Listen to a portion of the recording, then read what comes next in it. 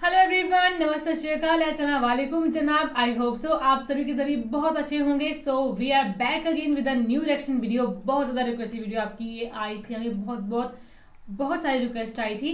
Video का title होने वाला है, कितनी बार बोलना, बहुत रिक्वेस्टेड, बहुत रिक्वेस्टेड, बहुत बहुत ज्यादा आई थी रिक्वेस्टेड। ना। तो वीडियो का टाइटल होने वाला है कुरान का आज तक का सबसे बड़ा रहस्य। तो देखते हैं ऐसा कुरान क्या एंड रहस्य, साइंस। तो देखते हैं कुरान और साइंस की ना बहुत रिलेटेड, बहुत अच्छी और बहुत कमाल की चीज़ें होती हैं ना, कि पहले कुरान में ऐसा लिखा है, उसके बाद साइंस भी प्रूव करती है इस चीज़ सो को। ऐसी वीडियोस हमें आप बताना, हम रिएक्शन आपको करते रिएक्शन रहेंगे। मिल जाएगा। और दूसरी बात ये कि देखते हैं ऐसा कैसा रहस्य है ना इसमें, कि यस। सबसे बड़ा है जो लिखा हुआ टाइटल में। सो करते हैं प्ले, फिर करते हैं अपनी बाकी बातें डिस्कस। सो करें प्ले, ओरिजिनल वीडियो का लिंक डिस्क्रिप्शन में दिया हुआ है। करें स्टार्ट जी। अस्सलाम वालेकुम दोस्तों, मेरा नाम आसिफ खान और आप देख रहे हैं इंडियन मुस्लिम। कुरान दुनिया की एकमात्र ऐसी धार्मिक किताब है जिसमें साइंस के बारे में सबसे सटीक बातें लिखी हुई हैं। कुरान में लगभग 6000 से ज्यादा आयतें हैं, जिनमें से 1000 आयतें तो सिर्फ साइंस से रिलेटेड हैं। और दोस्तों, आज की इस वीडियो में कुरान में लिखी साइंसी बातों पर चर्चा होगी। मगर उससे पहले मैं हमारे नए साथियों से गुजारिश करूंगा कि वो हमारे चैनल को सब्सक्राइब जरूर करें, ताकि उनको इस्लाम से जुड़ी बहुत ही शानदार वीडियोस देखने को मिले। और शानदार वीडियोस देखने के लिए सब्सक्राइब करने के बाद ये घंटी को भी दबाकर ऑल का ऑप्शन भी सिलेक्ट कर लें, ताकि वीडियोस का नोटिफिकेशन आपको सही समय पर मिल जाए। सूरज घूमता है। एक लंबे समय तक यूरोपीय वैज्ञानिकों का मानना था कि पृथ्वी सृष्टि के केंद्र में है और सूरज, चांद और बाकी सारे ग्रह पृथ्वी के चारों ओर परिक्रमा करते हैं, यानी चक्कर लगाते हैं। इसे जियोसेंट्रिज्म थ्योरी कहा गया।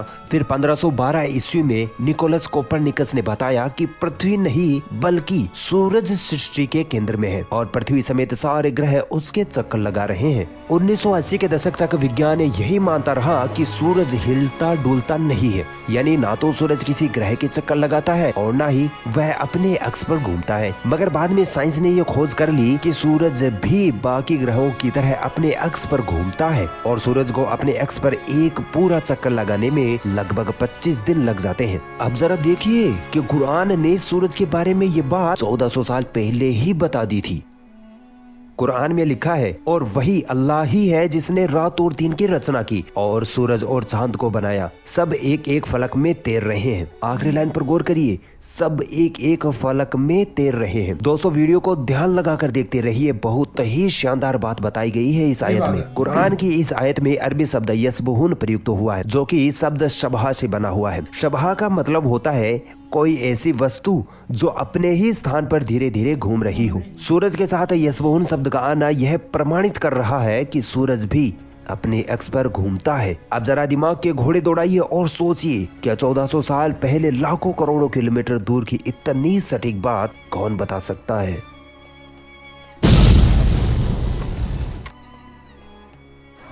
दोस्तों, सूरज का प्रकाश एक रासायनिक प्रक्रिया का नतीजा है जो सूरज के धरातल पर करोड़ों सालों से जारी है। वैज्ञानिकों का कहना है कि एक वक्त ऐसा आने वाला है जब ये रासायनिक प्रक्रिया बंद हो जाएगी और सूरज पूरी तरह से बुझ जाएगा, जिसके कारण धरती पर जीवन समाप्त हो जाएगा। अब जरा कुरान की इस आयत पर गौर करिए, और सूरज वह अपने ठिकाने की तरफ चला जा रहा है। इस आयत में अरबी शब्द मुस्तकिर का इस्तेमाल हुआ है, जिसका मतलब होता है एक निश्चित समय या एक निश्चित जगह। वैज्ञानिक आज कहते हैं कि सूरज एक निश्चित समय के लिए है, एक दिन वह खत्म हो जाएगा। सोचिए, 1400 साल पहले कौन था जिसने सूरज के बारे में इतनी सटीक बात कुरान में लिखी होगी।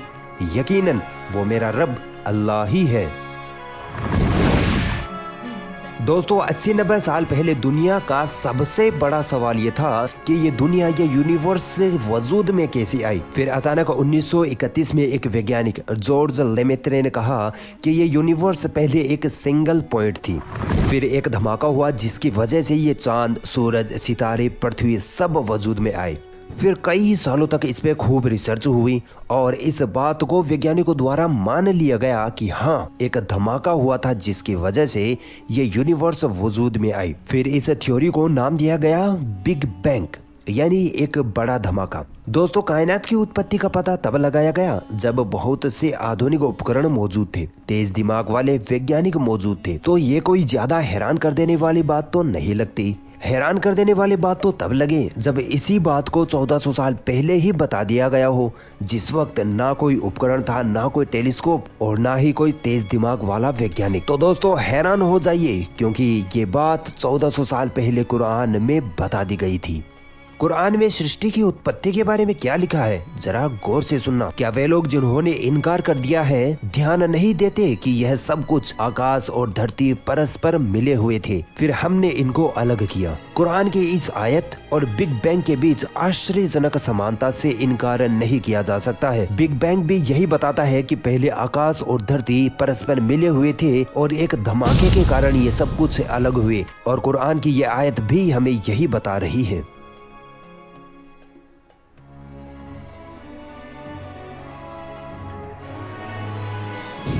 प्राचीन काल में लोगों का मानना था कि जमीन चपटी है, फ्लैट है, और इसी वजह से लोग डर के मारे दूर दूर तक सफर नहीं किया करते थे।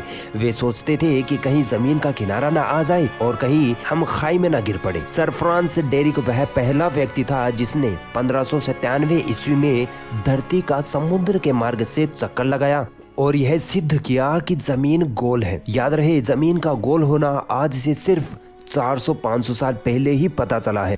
अब आइए देखते हैं पृथ्वी के आकार के बारे में कुरान में क्या लिखा है। कुरान में लिखा है वल अर्द बअद ज़ालिका दहाहा, यानी और फिर हमने जमीन को बिछाया। दोस्तों यहाँ एक अरबी का शब्द दहाहा प्रयुक्त हुआ है, जिसका मतलब होता है शुतुरमुर्ग का अंडा। इससे साफ साफ पता चल रहा है कि पृथ्वी की बनावट एक अंडे के आकार की सी है, यानी कुरान के हिसाब से पृथ्वी गोल है, ना कि चपटी। और आज वैज्ञानिक भी ये मानते हैं कि पृथ्वी की बनावट एक अंडे के आकार की जैसी है।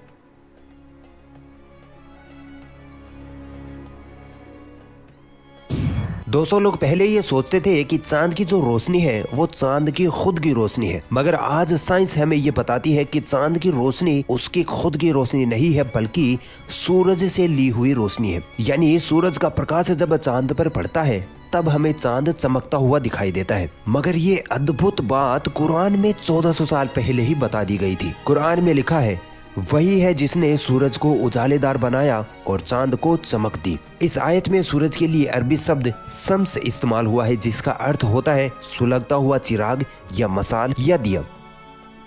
दोस्तों ये तीनों चीजें ही खुद से रोशनी पैदा करते हैं, तो इससे हमें ये पता चलता है कि सूरज की रोशनी जो है वो सूरज की खुद की रोशनी है। जबकि इस आयत में चांद के लिए अरबी शब्द कमर यूज हुआ है और चांद की रोशनी के लिए मुनीर शब्द का इस्तेमाल किया जाता है, जिसका अर्थ होता है बोरोड लाइट, यानी ली हुई रोशनी या रिफ्लेक्टेड लाइट। अब आप सोच सकते हैं कि 1400 साल पहले कुरान फरमाता है कि चांदनी चांद की खुद की रोशनी नहीं है, बल्कि सूरज से ली हुई रोशनी है। और आज साइंस भी यही कहती है कि चांद खुद से नहीं बल्कि सूरज की रोशनी के कारण चमकता है। तो तुम अपने रब की किन किन नेमतों को झुठलाओगे?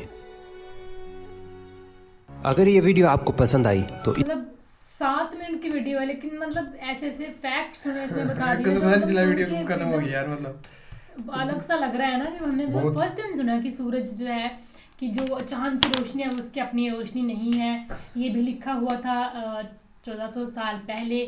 देन सूरज घूमता है और ऑब्वियसली चीज़ें थी, मुझे अभी याद नहीं आ रही हैं कुछ। सो ये फैक्ट्स है एंड हमें पता चले, जो कि बहुत इंफॉर्मेटिव नॉलेज वाली बात है। हमें और कुरान में यार बहुत सी चीजें हैं, ये तो इन्होंने थोड़ी बताई होंगी, लेकिन बहुत सी चीजें होंगी। जैसे उन्होंने कहा है कि एक कुरान में 6000 से ज्यादा आयात हैं, लेकिन 1000 जो सिर्फ और सिर्फ साइंस के रिलेटेड, वो 1000 हमने पूरी सुननी है कि क्या क्या है उसे 1000 में, और साइंस भी उसे प्रूफ कर चुकी है। सो देखते हैं, धीरे धीरे हम रिएक्शन करते रहेंगे। ऐसी वीडियो आप भी सजेस्ट करते रहिए। बाकी डॉक्टर जाकिर नाइक की भी हैं ऐसी वीडियो, और मोहम्मद अली मिर्जा जी की भी हैं ऐसे साइंस से रिलेटेड वीडियोज है ना, वो भी हम धीरे धीरे रिएक्शन करेंगे। तो टेंशन लेने वाली कोई बात नहीं, हम आपके साथ हैं, आप हमारे साथ रहो, सो दैट हम रिएक्शन करते रहें, हमें भी इन्फॉर्मेशन मिले और आपको भी थोड़ी बहुत मज़ा आए इन्फॉर्मेशन देने में ना, क्योंकि एक इन्फॉर्मेशन शेयर करने में बहुत ही ज़्यादा मज़ा आता है। जैसे हमें मज़ा आता है रिएक्शन करने में, वैसे आपको भी, आप जब कमेंट्स देते हो आपको भी थोड़ा फील होता होगा कि नहीं यार हमें पता है इस चीज़ का ना, हम इनको बता देते हैं। सो हमें भी मज़ा आता है कि जब आप कमेंट करते हो कि नहीं यार बता रहे हैं हमें, तो प्यार करते हैं हमसे, है ना। तो बाकी रिएक्शन देखते रहिए, चैनल को सब्सक्राइब कर दीजिए, इंस्टाग्राम पे फॉलो कर लिए, अपनी रिक्वेस्ट जारी रखिए सो दैट हम कंटिन्यू रखें काम, है ना। तो बाकी फिलहाल इस वीडियो में ना guys, thank you so much for watching the video. मिलते हैं नेक्स्ट वीडियो में।